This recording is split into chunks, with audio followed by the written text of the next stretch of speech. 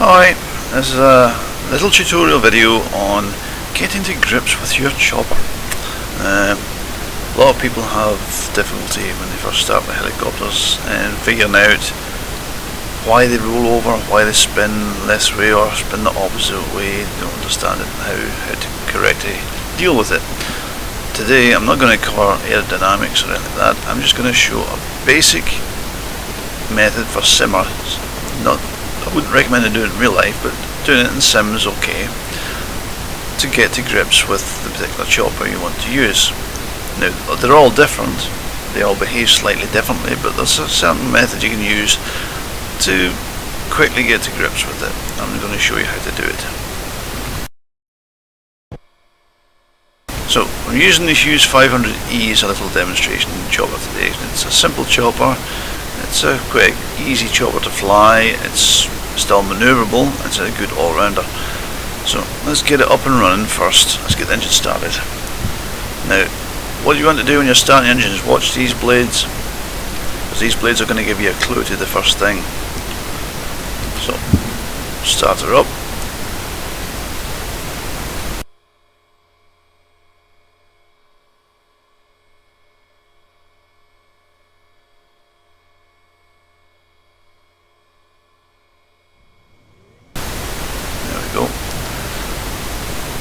Now that blade is turning anti-clockwise or to your left. Now that's going to indicate to you that you're going to need left pedal to stop it spinning when you're taking off and applying power. When you apply the power, when you lift your collective, you need more left pedal in this helicopter, and when you decrease it, you reduce your left pedal to compensate, because it's going to spin the other way. So applying collective is going to make it spin left. Well, apply left pedal when you bring the collective up, lessen it, or apply a slight right when you're putting the collective down. So we're getting up to rotor speed here. So that's your first clue to pedal. Some helicopters require a lot more pedal than others, it depends on the type. Some helicopters have got a good SAS system in it, which takes a lot of the effort out of the pedal work for you. Some have none at all. It's just a matter of judging it. And next stage is how to judge how much to use for the chopper you want. So, you're in the pilot seat, you're ready to start.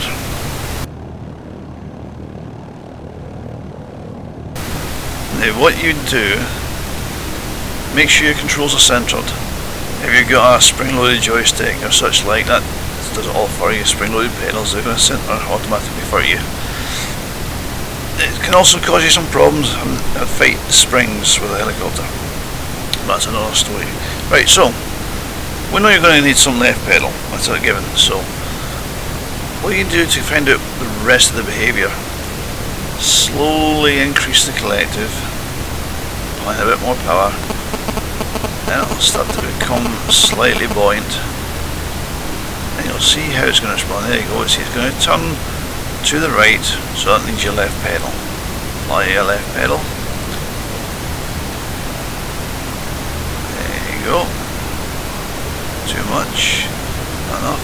Now you see it's going to start to roll to the left as well. So that means you're going to need the cyclic, that's your joystick, slightly right to compensate for that in this helicopter, because it's got a tendency to roll to the left and to spin to the right. So you need a left pedal, right cyclic, make it buoyant again.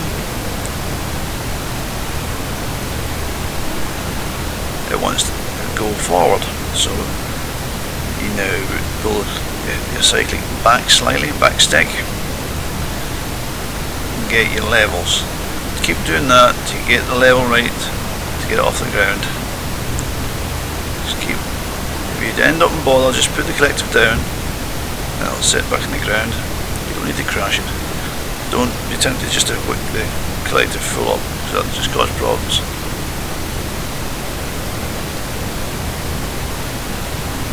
So slowly adjusting your pedal, slowly adjusting your cyclic to get the balance right.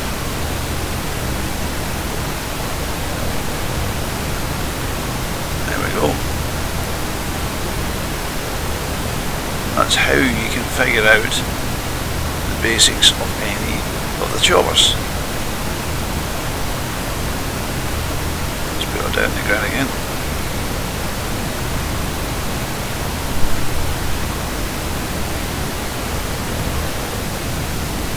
Now, if your main blades are going to spin anti-clockwise, that's to your left, you're going to need left pedal. If the blades are spin to the right, which is clockwise, you're going to need right pedal. Some of the things were reversed. It's a very simple way of getting the grips with the chopper. It's a very simple way of finding out how the chopper's going to behave and how you can figure out what stick inputs you need to get it into a hopper. Very simple.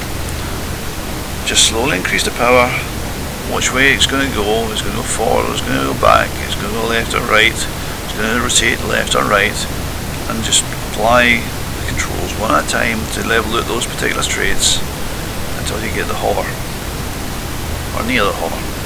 Flying forward is the piece of cake in a helicopter. It's the getting up, getting down, and then the hover is the tricky parts. Using that little method there, it'll help you figure out the chopper of choice, what you're going to need to do to get it in the air.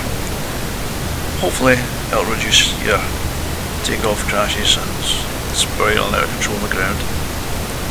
It's a very simple method. You can do it with any chopper. It'll work in any sim as well that uses fairly realistic flight dynamics. Do the same method, get you to grips with the choppers,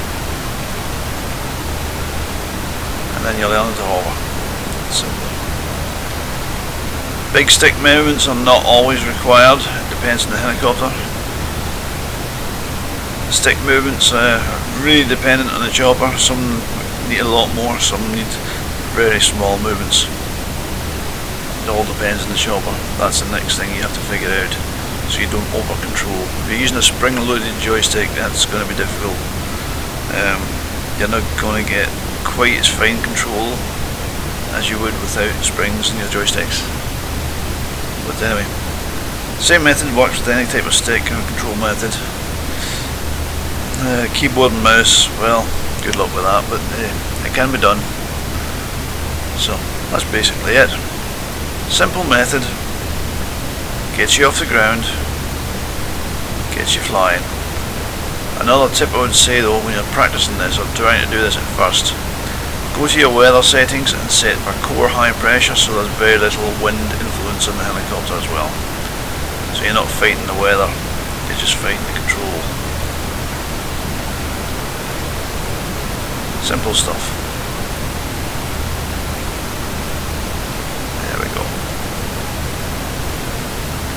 Also, frame rates can affect things as well greatly. Low frame rate is not going to help you. Go to an airfield or somewhere where there's very little objects and little traffic and maximise your frame rate as best you can when you're starting.